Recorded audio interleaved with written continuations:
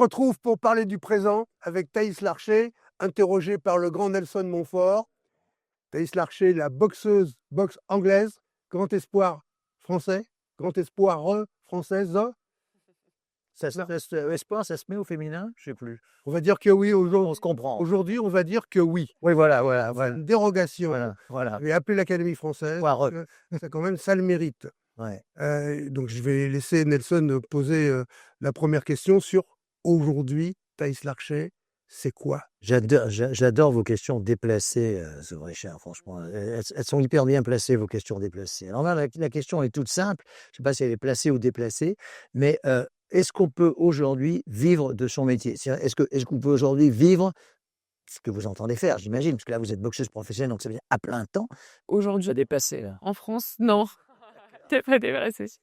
Non, c'est vrai qu'aujourd'hui, en France, c'est très difficile de vivre de la boxe. Sponsor, c'est les sponsors. Et c'est ça. En fait, aujourd'hui, on peut pas vivre, on va dire, sur des bourses ou sur ce genre de choses parce que malheureusement, il n'y a pas assez d'argent et d'investissement.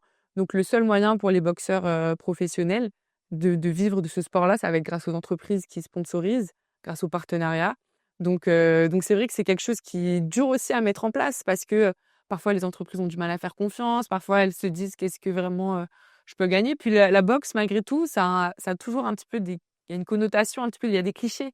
Ouais. Donc c'est aussi l'idée de casser ces clichés, de dire bah non, mais en fait on est Les matchs intelligent. truqués, les truands, Oui, non, mais surtout, vous êtes. les filles. Je dis, pardon. Non, Non, je dis pas pour vous faire plaisir, mais vous êtes une personne très souriante, très féminine, etc.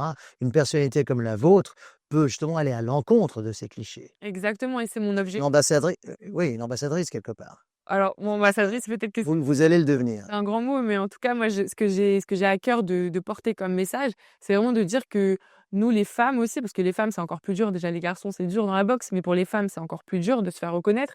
Mais c'est de dire, en fait, on travaille tous les jours, on s'entraîne dur et on essaye de tout simplement construire notre vie, construire notre carrière.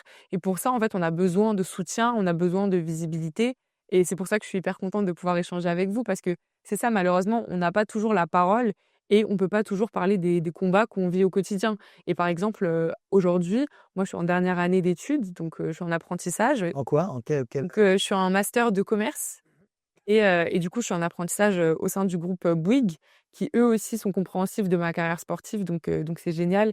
Ils me laissent, par exemple, un petit peu de temps pour m'entraîner ou quand j'ai des compétitions. Donc en fait, c'est ça aussi qui me permet de vivre. C'est ce que je Oui. fais à côté et qui me permet, par exemple, j'ai un loyer, des charges à payer, ce genre de choses. Et en fait, aujourd'hui, la boxe ne me permet pas d'en vivre. Mais mon objectif à terme, c'est de pouvoir trouver des partenaires, trouver des sponsors pour justement pouvoir vivre de mon sport et en faire à plein temps. Je peux poser une question aussi à l'icône de la Vous êtes télévision. chez vous? Ah, pardon. Bah oui. Parce que est-ce que vous pensez, alors vous et vous Nelson, de votre expérience, que s'il y avait plus d'audience, plus de matchs retransmis sur les chaînes de télévision, ça serait plus facile pour une jeune boxeuse comme elle de gagner sa vie finalement?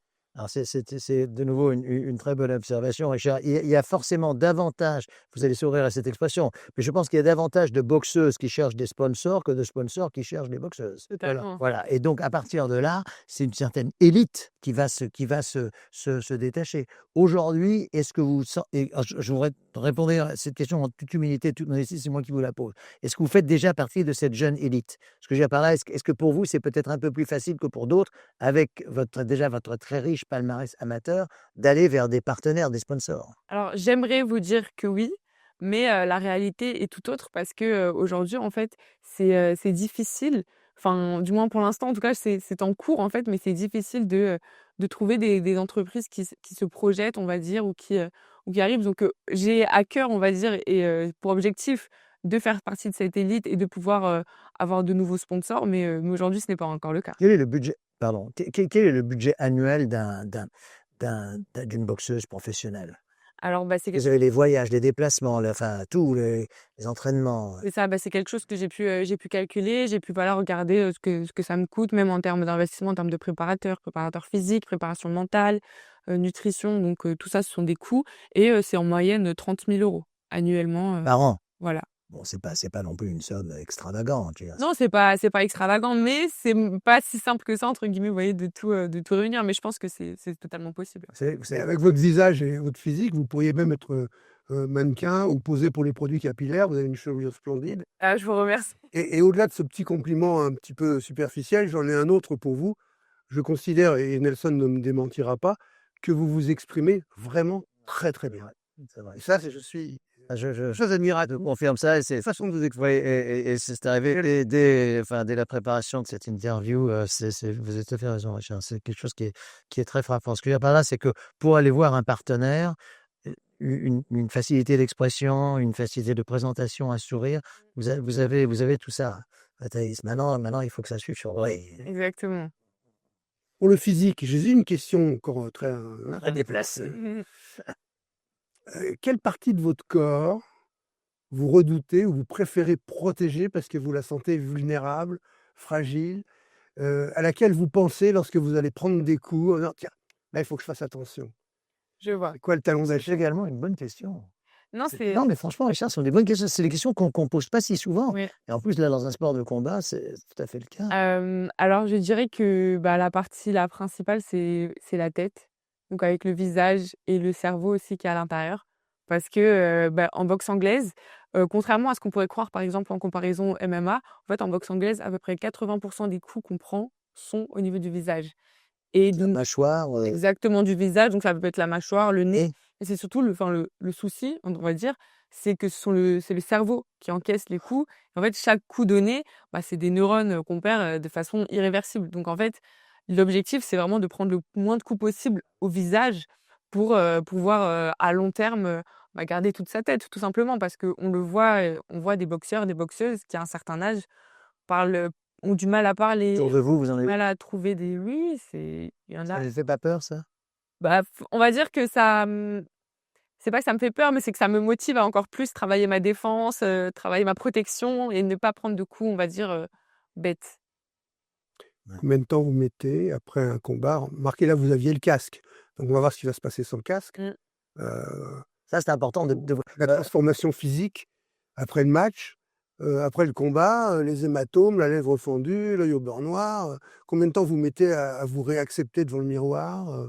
Bah, alors aujourd'hui, ça m'est pas encore arrivé d'être, on va dire, Oui, avec le casque. voilà, Ah ouais. à ce point, enfin malgré avec le casque, on prend quand même des coups. J'ai déjà eu des cocards, ce genre de choses.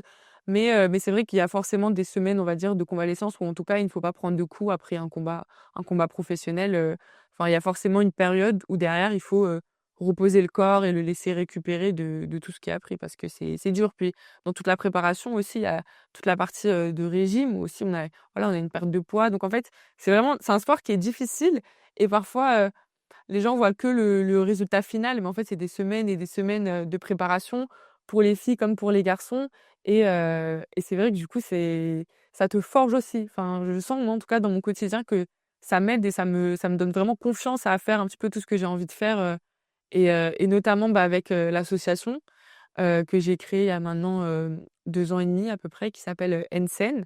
Donc ça veut dire ensemble, en provençal, j'ai des origines, provençales. Ouais. Et et du coup, elle a pour but, en fait, de favoriser l'accès au sport pour tous, donc soit les femmes, les personnes en situation, pardon, de handicap et les enfants et du coup, l'année dernière, par exemple, nous avons organisé, 2 événements qui s'appellent L-Box et c'était donc, un événement gratuit, dans mon club, donc pour les femmes, qui leur permettait, voilà, de découvrir la boxe, de passer un bon moment de convivialité et ça, c'était vraiment hyper puissant. Encore une Il y question, a Nelson, oui, pour pardon. la dernière question de la partie aujourd'hui et après on passe à demain. Oui, non, je voulais savoir si donc ça s'appelle comment? Ensen. Est-ce qu'il y a un site peut-être que l'on peut donner, Oui, pour se donc renseigner? on a un compte Instagram, Ensen, Ça s'écrit? asso donc Ensen. Et c'est du provençal. C'est ça, Qu'est-ce que ça veut dire? ensemble. Ah bah, voilà. Ouais. Sûr. Ouais, bah, c'est bien. Bah, je crois que la partie aujourd'hui, on l'a bien Alors on va dire que c'est tout pour aujourd'hui. non, pas tout à fait. C'est tout pour la partie aujourd'hui. On se retrouve dans une toute petite seconde pour la partie demain.